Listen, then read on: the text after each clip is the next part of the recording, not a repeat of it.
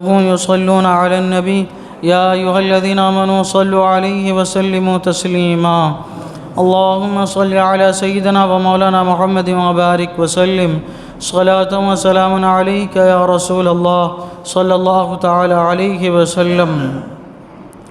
أعوذ بالله من الشيطان الرجيم.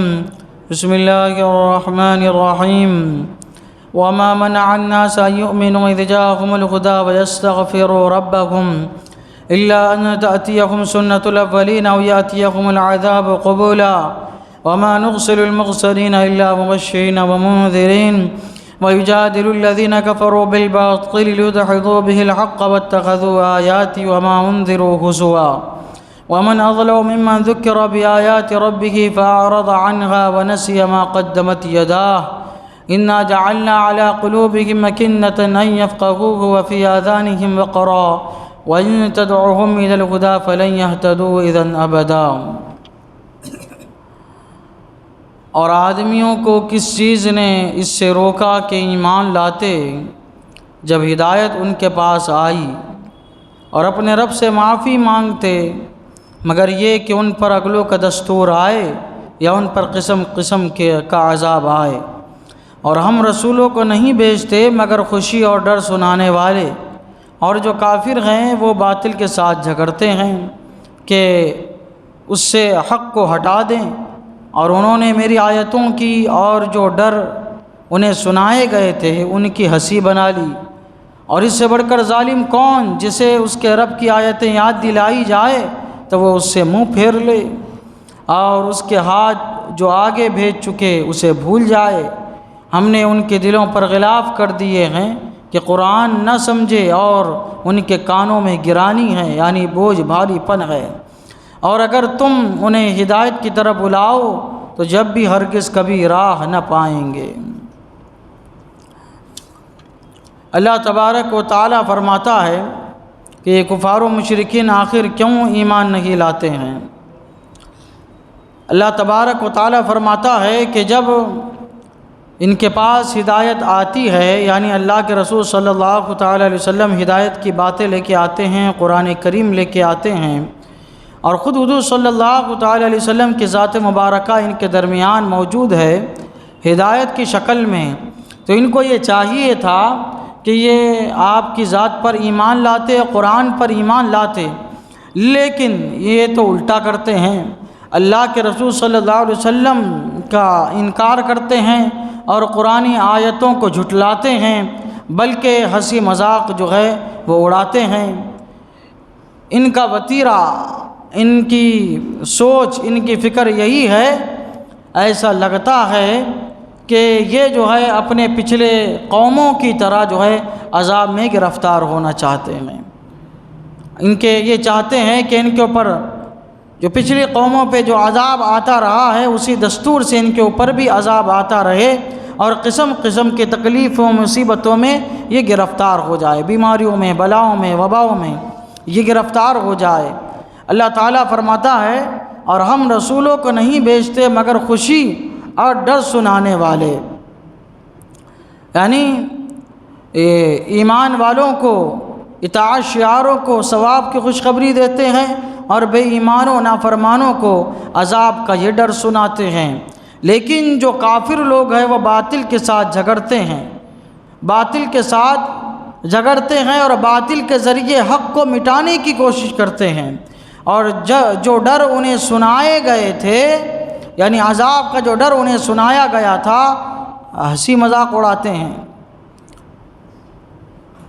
جب قرآن کریم کی آیت نازل ہوتی ہے تو قرآن کریم کی آیتوں کے ساتھ یہ مذاق اڑاتے ہیں، یہ کہتے ہیں کہ یہ تو سحر کی باتیں ہیں، یہ تو جادو کی باتیں ہیں، یہ تو شعر و شاعری ہے، اور اس طرح سے حق کو مٹانے کی کوشش کرتے ہیں.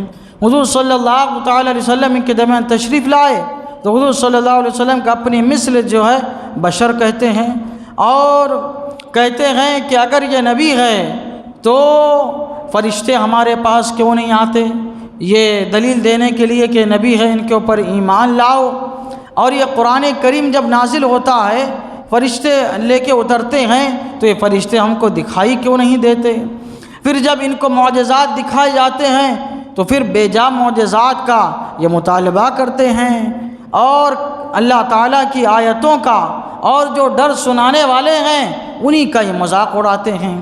تو اللہ تعالیٰ فرماتا ہے اس سے بڑھ کر ظالم کون ہے جسے اس کے رب کی آیتیں یاد دلائی جائے اس کے بعد ہی وہ منہ پھیر دے۔ تو جب حق واضح ہو رہا ہے تو حق پر ایمان لانا چاہیے، باوجود ہے کہ حق پر ایمان لاتے مگر اس کا انکار کر دیتے ہیں، اور جو گناہ، جو نافرمانی، جو کچھ انہوں نے کیا ہے اس کو بھول جاتے ہیں۔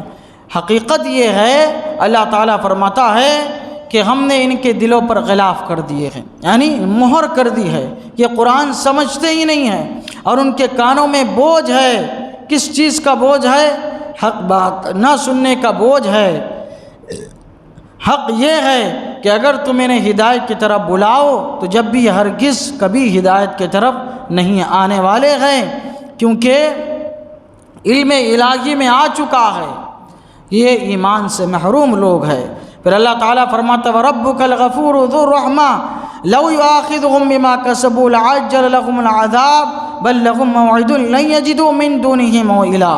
تمہارا رب بخشنے والا مہربان ہے، اگر وہ انہیں ان کے کیے پر پکڑتا تو جلد ان پر عذاب بھیج دیتا۔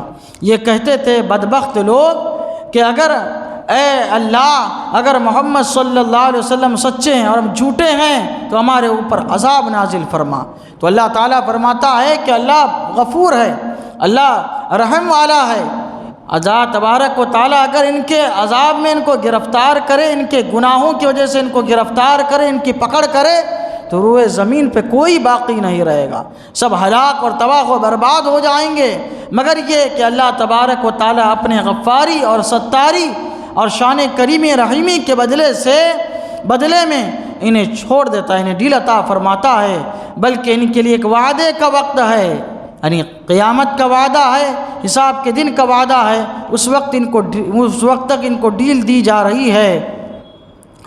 جب وہ وعدہ آئے گا تو اپنے سامنے کوئی پناہ نہیں پائیں گے، کوئی چھپنے کی جگہ جو ہے یہ نہیں پائیں، کوئی چھٹکارے کا راستہ یہ نہیں پائیں گے۔ اللہ تعالیٰ فرماتا ہے وَتِلْكَ الْقُرَىٰ أَهْلَكْنَاهُمْ لَمَّا ظَلَمُوا وَجَعَلْنَا لِمَهْلِكِهِمْ مَوْعِدًا، اور یہ بستیاں ہم نے تباہ کر دی جب انہوں نے ظلم کیا تھا، یعنی ان سے پہلی جو قومیں تھی، قوم لوط، قوم عاد، قوم سمود وغیرہ، یہ مردود اور ملعون اور مغضوب بستیاں، انہوں نے اپنے رب کے نبی کو جھٹلایا، ان کے آیتوں کو جھٹلایا، معجزات کو جھٹلایا، گستاخی کی، اللہ تعالیٰ نے ان کو تباہ و برباد کر دیا، کیفر کردار تک اللہ تعالیٰ نے ان کو پہنچا دیا۔ یہ ان کے ظلم کی وجہ سے ہوا۔